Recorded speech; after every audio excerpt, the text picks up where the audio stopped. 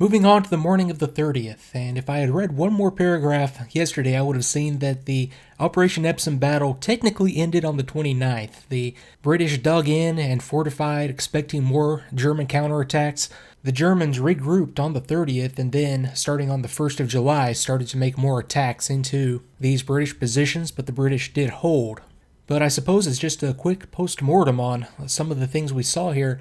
Most of the imagery that is available for this area is from the 24th of June, and that's the day prior to the battle. And then there's a small set available from the 4th of August, and that's what these two images are from. Now, a lot happened between the 30th of June and the 4th of August, but you can see on these approaches from Villers-Bocage that were used by the Germans just a whole lot of artillery fire, a whole lot of bombs from Typhoons, Spitfires, Mustangs, interdicting the German forces as they come forward. And if I go to a slightly higher res, look right up here in this area, all that artillery and mortar fire, the smaller craters that you see right there, just absolutely covering this entire area with larger bombs. These were actually already there before the battle. What I really want to look at here is a sort of a before and after look. So here is 24 June. You can see a few little dug in places like right here, some up here around the village. And then if I go to the 4 August view, you can see a bit of a difference. There is a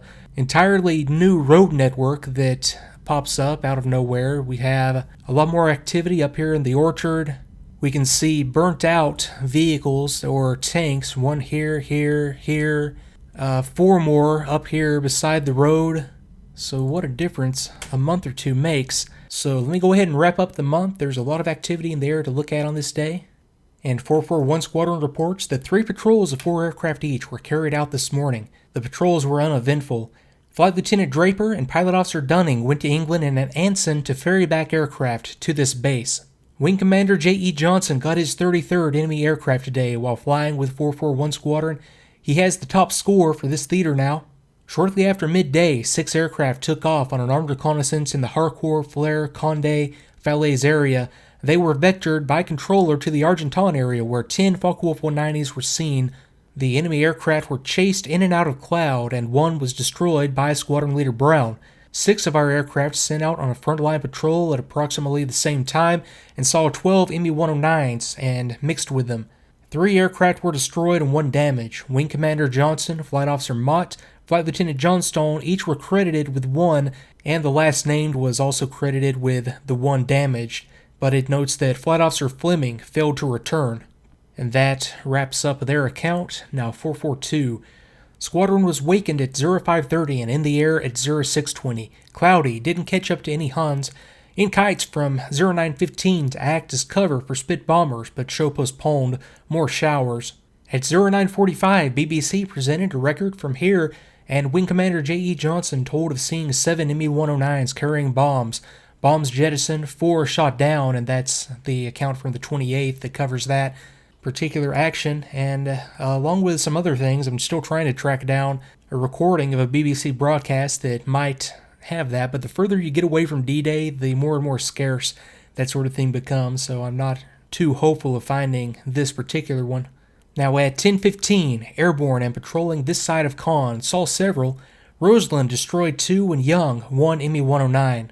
And it has a hand correction there. That's Focke-Wulf 190s instead of Me-109s, and it notes that one of Roseland's was credited as shared with Flight Officer G.G. Miller. Up again at 13:15, and once more gave chase through the clouds near Caen, too many clouds. Aloft again at 16:25 for a patrol near the front line, and had a big afternoon. Dover, Trott, and Costello each destroyed an enemy aircraft, and Middleton shot up a transport. Costello spotted the enemy through a small opening in the clouds, good sighting.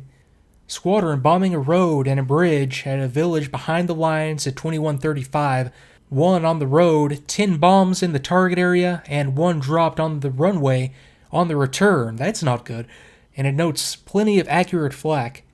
2 celebrations tonight. Wing Commander J.E. Johnson hosting the officers' mess, having destroyed his 33rd today. Squadron Leader Russell invited his officers to his tent, 442 being the leading squadron in 144 Wing, with 15 destroyed in the past 9 days.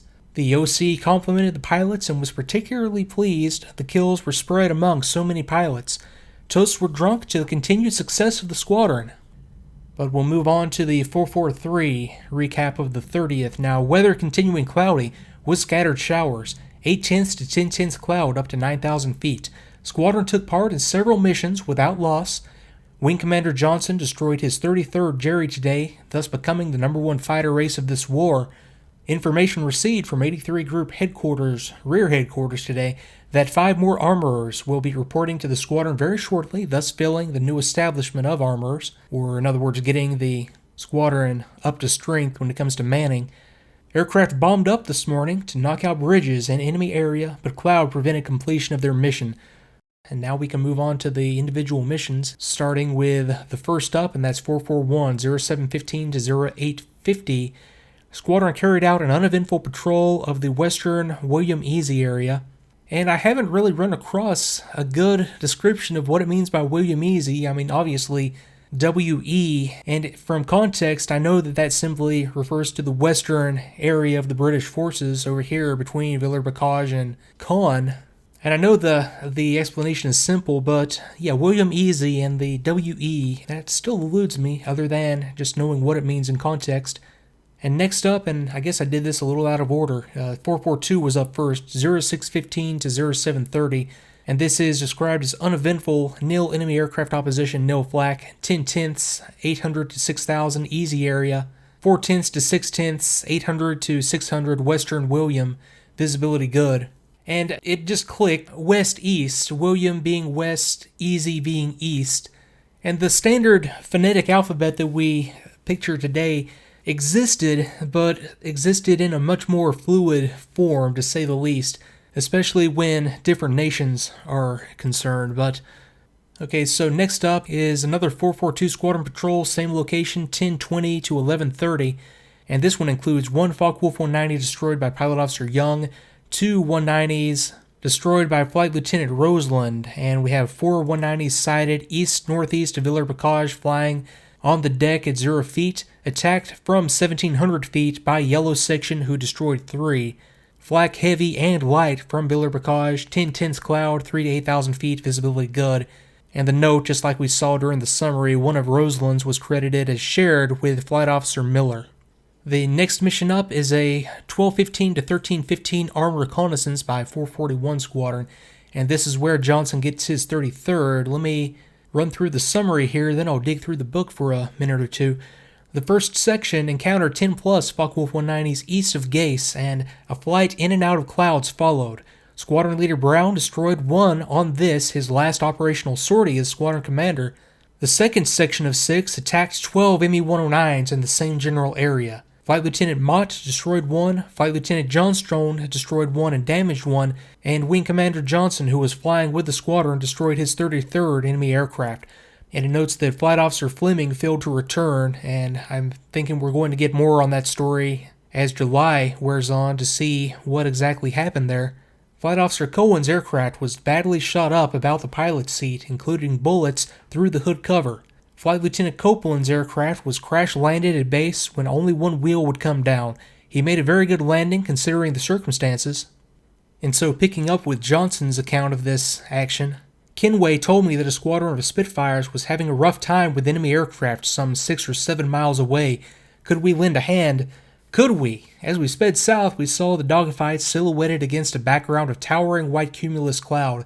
Spitfires, Messerschmitts, and Focke-Wulfs climbed, turned, and dived, and to me it seemed as if the Huns had a height advantage. There were certainly more of them. Leaving 6 Spitfires as top cover, I took the other 6 over the combat area.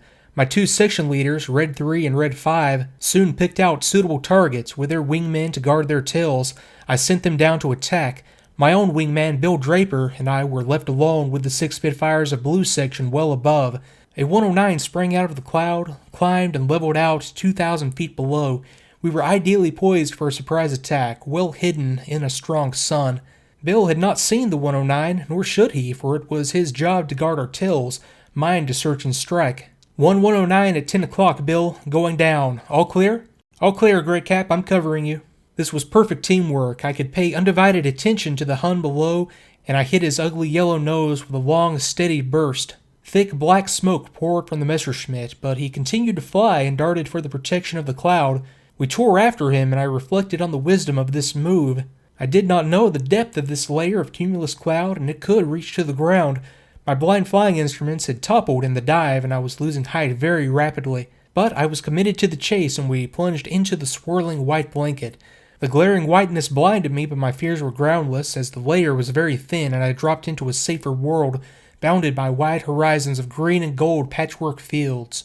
The 109, conspicuous by his trailing banner of smoke, was some 800 yards ahead, and I closed in for the kill, but the Messerschmitt was out of control, and at a shallow angle struck the ground.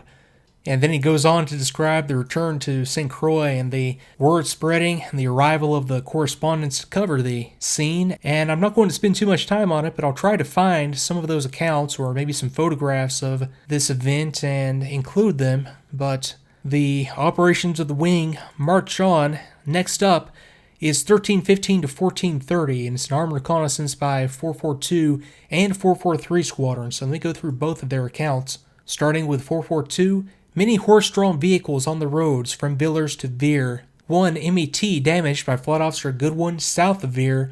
12 Focke-Wulf 190s seen at 8,000 feet St. Pierre and were bounced by 443 squadron. So we'll get a description of that up next. Proceeded south of Lasseau, where 3 Focke-Wulf 190s were seen at 1,000 feet but were lost in the cloud. Flak inaccurate light to moderate over Veer. Then 443 describes it as 6 aircraft dispatched to patrol front lines from Villers to Caen. Weather cloudy 5/10 at 4,000 with scattered showers.